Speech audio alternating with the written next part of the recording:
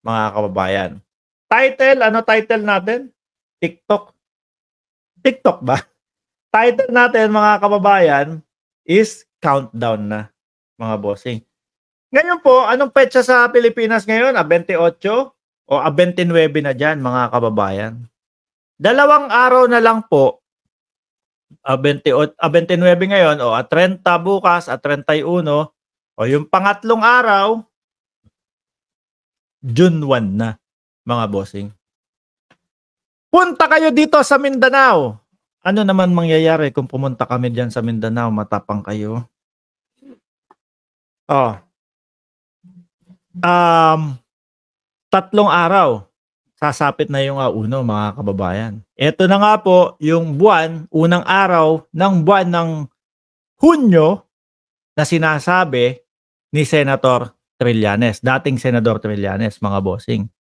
No? Ano po kaya ang mga i-expect natin dito?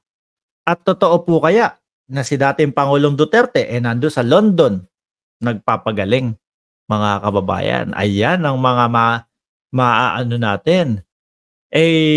Countdown na po, bilang na po yung mga araw niyan, mga kababayan. At ako po naniniwala, sabi ni Arnold Lopez, wheelchair party list gagawin ni Digong. Ano yung wheelchair na yun? Ikaw kung ano-ano na naman. Hindi magwi-wheelchair. Malabong mag-wheelchair yan. Ako po, mga kababayan, hindi po ako naniniwala, no, na isa si dating Pangulong Duterte na magwi-wheelchair po, no? Hindi ako naniniwala na isa si Pangulong Duterte ang gagawin din yung style ng pagwi-wheelchair niya. Ay! Ano ba to? Ito kasi si Arnold Lopez, kung ano-ano sinasabi. Meron pala tayong picture ng naka-wheelchair. Baka pagkabalik, from London, pagkabalik, nasa airport, naka-wheelchair na nga. Hindi malayo kasi may sakit nga daw eh. Ikaw Arnold, hindi ko alam na may wheelchair pala dito sa sa picture ko. Sabi pa dito, sino kaya gumawa nito? Mga memes ni Witak. Hindi man ako natuloy mag-jet ski. Ay, nasa na ba yung jet ski kasi na yun? Yung jet ski na iyon yung dapat yung sasakyan papunta ng West Philippine Sea. Naibenta na po yata. Sigurado namang pupunta ako sa China ng naka-wheelchair. Memes lang po ito. Oy, mga DDS, wag kayong magagalit Biro-biruan lang ito. 'Di ba? Biro-biruan lang ito. Ingay nyo, wala naman kayong pangbato. Ano yan? Saan ba bato? Ang nakakatakot, gawin siyang parang Ninoy. Ay, nako. Masyado nang malalim yung mga iniisip natin nun. Pero mga bossing, ako ramdam ko po talaga yung pag-alis ng bansa, kung sakali na totoo yung pag-alis ng bansa o nagpapagamot, pwede din yun, no? Kumukonekta dito, pagbalik dito, o naka-wheelchair na. Pero, pwede nga gamitin, mga kababayan. Pwede nga mangyari yung ganyan. Ano po? Sabi nung iba, Mark, kung mag-stay siya sa London at doon naabutan ng ICC, mas madali yon. Kasi parte ng ICC ang London. Yung sinasabi po nung iba, mga kababayan. Malalaman natin yan, mga boss, chief, amo, kung ano po yung mga susunod na mga kaganapan po. Mga bossing. Florian Merlita Atos, malapit ang ICC sa London. Sira ka lang ng sira hanggang kaya mo. Ano yung pinagsasabi mo? Sira ng sira. Sabi nga doon. Sabi nga doon, nasa London daw, nagpapagamot. O ayaw mo ba nun gagaling si dating Pangulong Duterte? Paninira ba yun? Malalaman natin yan. Ano po? Dahil kung sakaling lumabas talaga ng bansa, baka umiiwas na nga doon sa mga doon sa countdown. Doon sa countdown na pagpasok ng ICC o pag-serve ng warrant of arrest. Yan.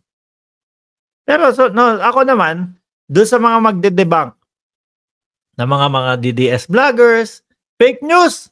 Sasabihin nila, fake news kayo. Nasa loob pa din ng bansa ang ating Pangulo. pakita nyo lang yung picture, pakita nyo lang yung pruweba na nandiyan, di tapos, tayo naman po nagtatanong lang kasi simulat ang pinakahuling nakita ko kay Duterte, mga kababayan, May 11 pa. Yung kanyang huling yung kanyang huling pagpapakita. At napapansin natin na kada po merong mga mautog na hindi natutuloy, mga kababayan, wala. Hindi na siya yung humaharap doon sa sa mga press conference. 'Di ba? May proof ba kayo? Nasa London si PRRD, chismis nga iyon. Hindi ka ba nakakaintindi ng chismis? Talaga bang uso sa inyo ang mahihina ang utak?